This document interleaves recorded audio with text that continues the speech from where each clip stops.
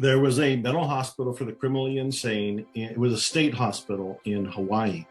And it was so hellish that the inmates, being as violent and unpredictable as they were sedated or shackled every day.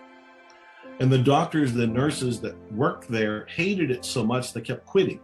So the turnover was staggering. And the state hospital needed to have a licensed therapist there in order to get their funding. And finally, they accepted an oddball therapist who said, look, I'm going to do my own brand of therapy and I'm not even going to work directly with the patients, but I'll be there on staff. And this was the man who used Havaopونوپونو to help heal those mentally ill criminals. And it's important to realize, I always have to make sure people understand this. He was not talking to them. He was not doing traditional therapy with them. He was not prescribing anything to them. He wasn't giving them timeouts or punishment or restraint. He didn't do any of that stuff. The one thing he did was work on himself.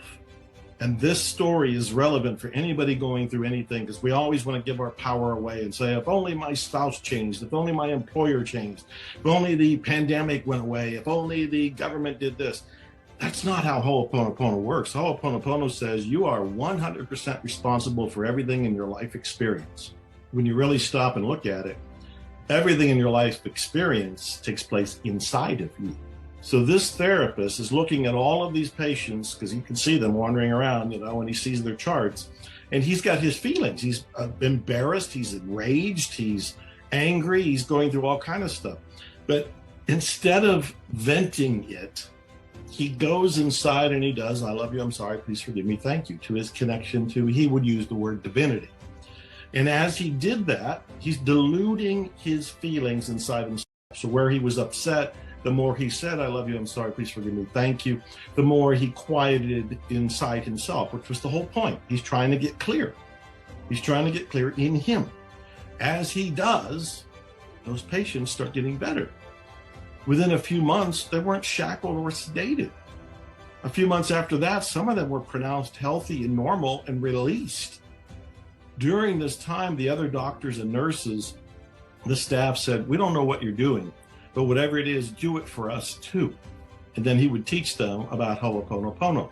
Within 4 years, that entire ward was closed. I had heard the story much like you, and I dismissed it at first, but then it gnawed at me, and I kept thinking, if this is true, then somebody needs to tell the world.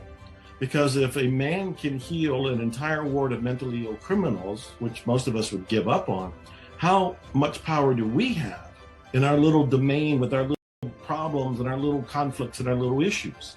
If he can do that, what can we do?